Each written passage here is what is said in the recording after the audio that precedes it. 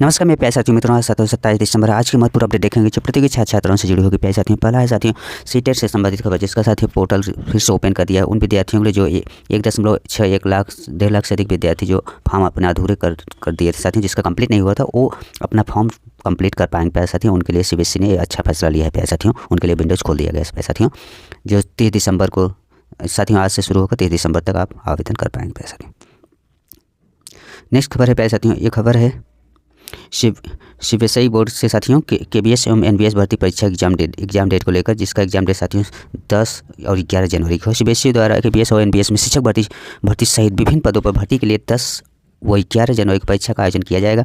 अभ्यर्थियों की परीक्षा शहर जारी कर दिया गया है और पीआरटी, जूनियर सेक्रेटरीट, असिस्टेंट और लैब अटेंडेंट पदों के लिए 10 जनवरी को सुबह 9:30 से 11:30 बजे तक परीक्षा होगी और दोपहर 2:30 बजे से 4:30 बजे तक मल्टीटास्किंग स्टाफ पदों के लिए परीक्षा होगी। 11 जनवरी को सुबह 9:30 से 11:30 बजे तक assistant commissioner, principal, vice principal और पीजीटी पदों की परीक्षा होगी और दोपहर करीब 2:30 बजे से 4:30 बजे तक टीजीटी, लाइब्रेरियन, फाइनेंस ऑफिसर और junior translator, assistant engineering, ASO सहित विभिन्न पदों के लिए साथियों परीक्षा होगी।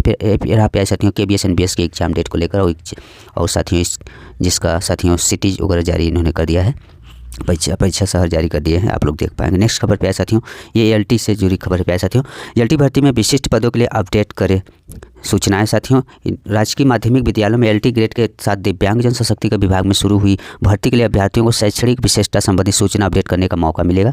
उत्तर प्रदेश लोक सेवा इसके लिए 29 दिसंबर से 7 जनवरी तक वेबसाइट खोलने जा रहा है। राजकीय विद्यालयों में शिक्षकों के 7,385 पदों के अलावा दिव्यांगजन सशक्तिकरण विभाग में दृष्टिबाधित, मूक बधिर या शारीरिक रूप से अक्षम विद्यालय आदि के रिक्त 81 पदों के लिए विशेष शैक्षणिक अर्हता की आवश्यकता होती है। जुलाई अगस्त में सभी अभ्यर्थियों ने सभी पदों के लिए आवेदन कर दिया था। चयन के समय किसी प्रकार की समस्या से बचने के लिए आयोग ने शैक्षणिक विशिष्टता संबंधी सूचना अपडेट कराने का भी प्यारे साथियों निर्णय लिया है। ये रहा साथियों यूपीपीएससी एलटी से जुड़ी अपडेट साथियों, जिसका साथियों विंडोज ओपन करेगा और आप लोग एक बार फिर से अपनी सूचनाएं अपडेट कर पाएंगे। प्यारे साथियों, ये रहा एलटी ग्रेड से संबंधित। नेक्स्ट खबर है साथियों, पोर्टल के इंतजार में अटका असिस्टेंट प्रोफेसर भर्ती का अध्याचन। नए साल पहले पखवाड़े में 1250 से अधिक पदों का अध्याचन भेजने की तैयारी में।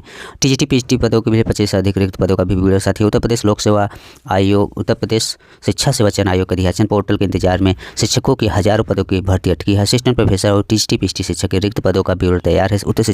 उच्च माध्यमिक शिक्षा विभाग की ओर से अध्याचन भी भेजा गया था, लेकिन अभी तक आयोग का पोर्टल तैयार नहीं हो पाया है। ऐसे में अब नए सिरे से अध्याचन भेजना होगा। उच्च शिक्षा निदेशालय की ओर से असिस्टेंट प्रोफेसर के 1250 पदों का अध्याचन प्यारे साथियों भेजा गया था। इसी तरह से माध्यमिक शिक्षा निदेशालय की ओर से भी टीजीटी पीजीटी के 22,000 से अधिक पदों का विवरण भेजा गया था, लेकिन शिक्षा सेवा चयन आयोग की ओर से अब पोर्टल के माध्यम से ही अध्याचन भेजने का निर्णय लिया गया है।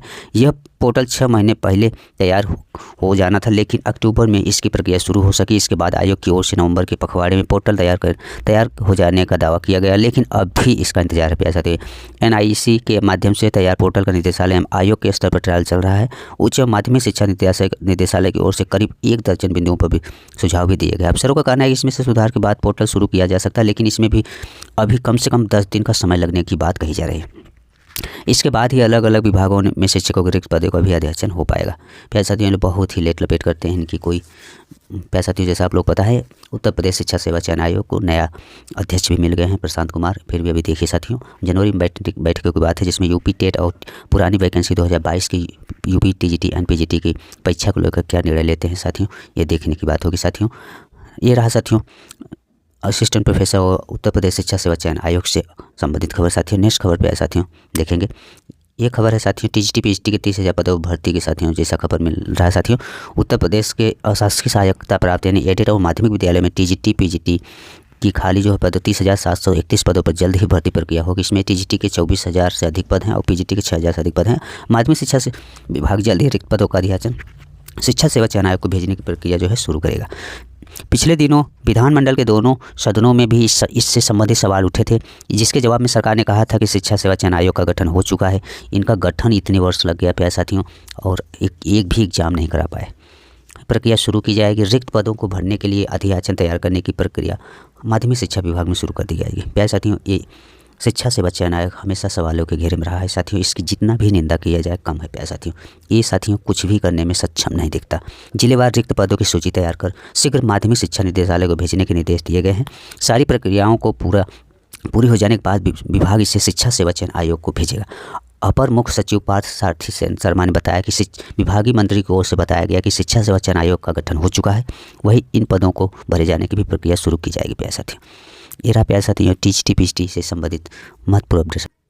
ये रहा प्यारे साथियों आज के कुछ महत्वपूर्ण अपडेट जो प्रतियोगी छात्र छात्राओं से जुड़ी रही प्यारे साथियों। धन्यवाद।